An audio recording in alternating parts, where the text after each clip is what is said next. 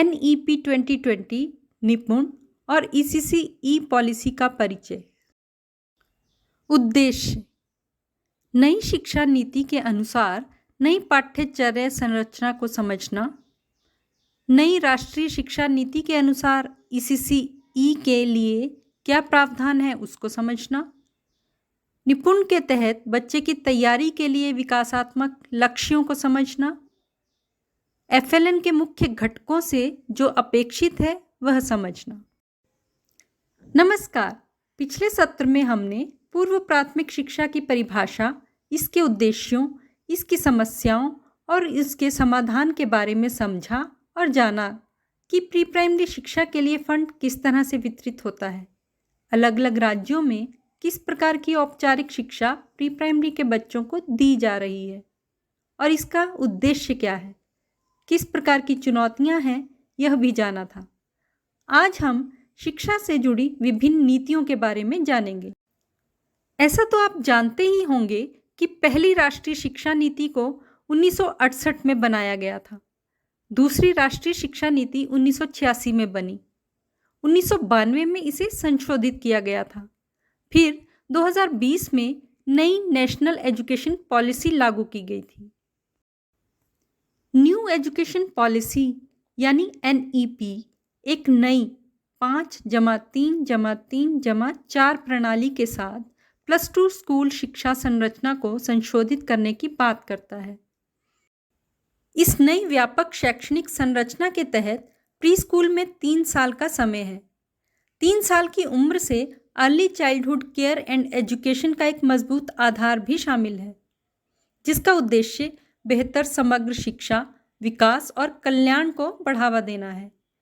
यहाँ यह नोट करना महत्वपूर्ण है कि पॉलिसी कक्षा 1 में प्रवेश की आयु 6 पर विचार करती है। हालांकि प्रवेश की इस उम्र के संबंध में राज्यों में भारी भिन्नता है, जैसे कि प्रथम द्वारा फैसिलिटेटेड सर्वे असर के डेटा के माध्यम से भी देखा गया है। ECC ई की महत्वपूर्ण विस्तारित और मजबूत प्रणाली को प्रारंभिक शिक्षा संस्थानों के माध्यम से पहुंचाया जाएगा, जो stand alone anganwadi, stand alone pre school, primary स्कूलों के भीतर प्री प्राइमरी सेक्शन, प्राइमरी स्कूलों के भीतर आंगनवाड़ी, कोई भी माध्यम हो सकता है। 5 वर्ष की आयु से पहले प्रत्येक बच्चा एक प्रारंभिक कक्षा या बाल वाटिका में जाएगा। वहाँ वो संज्ञानात्मक, भावनात्मक और साइकोमोटर एबिलिटीज़ और प्रारंभिक साक्षरता और संख्यात्मकता के विकास पर ध्यान देने के साथ साथ खेल आधारित शिक्षा पर ध्यान केंद्रित करेगा। इस तैयारी वर्ग में मध्याह्न भोजन, स्वास्थ्य जांच और डेवलपमेंट ऑब्जर्वेशन का विस्तार किया जाएगा। आंगनबाड़ी कार्यकर्ताओं, शिक्षकों की कैपेसिटी बिल्डिंग। आंगनवाड़ी में उच्च गुणवत्ता वाले ECC ई शिक्षकों का प्रारंभिक संवर्ग तैयार करने के लिए वर्तमान आंगनवाड़ी कार्यकर्ताओं एवं शिक्षकों को NCERT द्वारा विकसित पाठ्यचर्या या शैक्षणिक ढांचे के अनुसार एक व्यवस्थित प्रयास के माध्यम से प्रशिक्षित किया जाएगा। +2 योग्यता वाले शिक्षकों या आंगनवाड़ी कार्यकर्ताओं के लिए ECC ई में 6 महीने का प्रमाण पत्र कार्यक्रम और कम योग्यता वाले लोगों के लिए 1 वर्षीय डिप्लोमा होगा। स्कूल शिक्षा विभाग के क्लस्टर संसाधन केंद्रों द्वारा मेंटरिंग की जाएगी। कुछ समय में राज्य सरकारें ECC ई के लिए पेशेवर रूप से योग्य शिक्षकों के कैडर तैयार करेंगी। स्कूली शिक्षा में ECC ई के सुचारू एकीकरण के निरंतर मार्गदर्शन के लिए एक विशेष संयुक्त कार्यबल का गठन किया जाएगा, जिसमें MHRD के पास ECC ई पाठ्यक्रम और शिक्षा शास्त्र की जिम्मेदारी होगी। MHRD, WCD, HFW और जनजातीय मामलों द्वारा संयुक्त रूप से योजना और क्रियान्वयन किया जाएगा। NEP में पाठ्यचर्या और शैक्षणिक परिवर्तनों के मुख्य बिंदु। NEP में पाठ्यचर्या और शैक्षणिक परिवर्तनों के मुख्य बिंदुओं की बात करें तो 5+3+3+4 बाल वाटिका के साथ समग्र शिक्षा, विकास और कल्याण को बढ़ावा देने के लिए एक संशोधित स्कूल संरचना है। ECC ई का उद्देश्य शारीरिक और मोटर विकास, संज्ञानात्मक विकास के क्षेत्र में सर्वोत्तम परिणाम प्राप्त करना होगा। सामाजिक, भावनात्मक विकास और संचार और प्रारंभिक भाषा, साक्षरता और संख्यात्मकता का विकास है। फाउंडेशनल स्टेज में लचीला, बहुस्तरीय, खेल या खोज आधारित शिक्षा और ईसीसी के पाठ्यक्रम और शिक्षण के 5 वर्ष शामिल होंगे। जहाँ भी संभव हो, निर्देश की भाषा यानी मीडियम ऑफ इंस्ट्रक्शन कम से कम ग्रेड 5 तक, लेकिन अधिमानतः ग्रेड 8 और उससे आगे तक की घरेलू भाषा, मातृभाषा या क्षेत्रीय भाषा होगी। यह सरकारी और निजी दोनों स्कूल में होगा।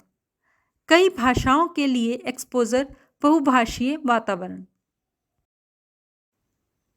शिक्षकों को उन छात्रों के साथ द्विभाषी शिक्षण सामग्री सहित द्विभाषी दृष्टिकोण का उपयोग करने के लिए प्रोत्साहित किया जाएगा जिनकी घरेलू भाषा निर्देशों की भाषा से भिन्न हो। सभी ग्रेड 1 छात्रों के लिए एक अंतरिम 3 महीने के खेल आधारित स्कूल तैयारी मॉड्यूल की तैयारी। एनईपी में फाउंडेशनल स्टेज यानी 3 से 8 साल के बच्चों के लिए हर स्टेज पर कंटिन्यूम की आवश्यकता पर जोर दिया गया है, जैसे pre school 1, pre school 2, pre school 3, जिसे बाल वाटिका भी कहा गया है, के बाद एक स्कूल रेडनेस की बात करता है, जिसके बाद बच्चा 6 से 7 साल में ग्रेड 1 और 7 से 8 साल की आयु में ग्रेड 2 में पढ़ाई करेगा। एनईपी 2020 बताता है कि प्राथमिक स्तर पर बड़ी संख्या में बच्चे अभी भी मूलभूत साक्षरता और संख्यात्मकता हासिल नहीं कर पाते हैं। प्राथमिक ग्रेड के लिए 2026-27 तक आधारभूत साक्षरता और संख्यात्मक कौशल का सार्वभौमिक अधिग्रहण स्कूली शिक्षा के लिए सर्वोच्च प्राथमिकता है। इस जटिलता को दूर करने के लिए राष्ट्रीय आधारभूत साक्षरता और संख्यात्मक मिशन को आत्मनिर्भर भारत अभियान का हिस्सा बनाया गया है। निपुण के तहत बच्चे की तैयारी के लिए प्रारंभिक वर्षों के ये 3 विकासात्मक लक्ष्य हैं। लक्ष्य 1 है कि बच्चे अच्छे स्वास्थ्य और तंदुरुस्ती को बनाए रखें। इसके अनुसार मुख्य योग्यताएं हैं: स्वयं की जागरूकता, सकारात्मक आत्म अवधारणा का विकास यानी positive self concept, self regulation, निर्णय लेना और समस्या का समाधान, प्रो सोशल बिहेवियर का विकास, स्वस्थ आदतों का विकास, स्वच्छता और आत्मरक्षा की जागरूकता, क्रॉस मोटर स्किल का विकास, फाइन मोटर स्किल और आंख हाथ समन्वय का विकास, व्यक्तिगत और टीम खेलों में भागीदारी। लक्ष्य 2 है कि बच्चे प्रभावी कम्युनिकेटर बने। इसके अनुसार मुख्य योग्यताएं हैं: बोलने और सुनने की आदत का विकास, समझ के साथ पढ़ना और किसी विषय पर लिखना। लक्ष्य 3 है कि बच्चे इन्वॉल्व लर्नर बने और अपने तत्कालीन वातावरण से जुड़ें। इसके अनुसार मुख्य योग्यताएं हैं: सेंसरी एक्टिविटीज़, संज्ञानात्मक स्किल्स, पर्यावरण से संबंधित नियमों का पालन करना और संख्या ज्ञान सीखें। निपुण भारत के मुख्य बिंदु कहें या गतिविधियां, वे हैं स्कूल रेडनेस मेला, mothers meeting, out of school या ड्रॉप आउट बच्चे, कॉन्टिन्यूम या मूल्यांकन, स्कूल और समुदाय में सामंजस्य, लर्निंग कैंप, कक्षा 1 से 2 के साथ, वॉलंटियर का सहयोग, अभिभावक कार्यशालाओं का आयोजन और स्कूल रेडनेस।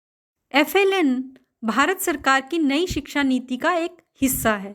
इसे निपुण योजना के अंतर्गत लागू किया गया है और इसका उद्देश्य 3 वर्ष से लेकर 9 वर्ष के बच्चों का समग्र विकास करना है।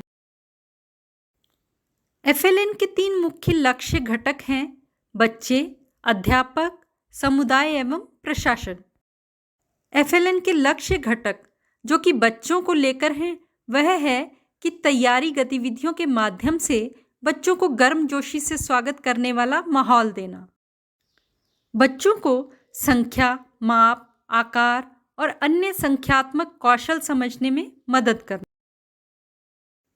बच्चों को समझ के साथ पढ़ने में मदद करना। FLN के लक्ष्य घटक जो कि अध्यापकों से अपेक्षित हैं, वह है कि बच्चों की घर की भाषा का उपयोग करते हुए खेल और गतिविधि आधारित शिक्षा शास्त्र का प्रयोग करें। विद्यालय स्तर पर उपलब्ध पूरक सामग्री के उपयोग पर बल दें।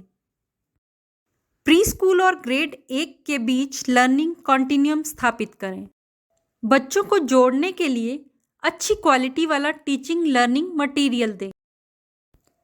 ब्लेंडेड लर्निंग मॉड्यूल पर अकादमिक रिसोर्स व्यक्ति और प्रशासक शिक्षकों की कैपेसिटी बिल्डिंग करें। विभिन्न गतिविधियों के माध्यम से सही मूल्यांकन करना। चाइल्ड रिपोर्ट कार्ड का उपयोग करके लगातार बच्चों के सीखने के स्तर को ट्रैक करें। FLN के लक्ष्य घटक जो कि समुदाय और प्रशासन से अपेक्षित हैं, वह है शिक्षा के लिए सामुदायिक कार्यक्रमों के रूप में स्कूल रेडनेस मेलों का आयोजन किया जाना। अपने बच्चों की घर पर सहायता के लिए माताओं को शामिल करना और प्रशासनिक हितधारकों द्वारा शिक्षकों को कार्यक्रम की समीक्षा और आवश्यकता के आधार पर साइट पर सहायता करना FLN का मुख्य लक्ष्य। आज की असाइनमेंट है ये क्विज। धन्यवाद।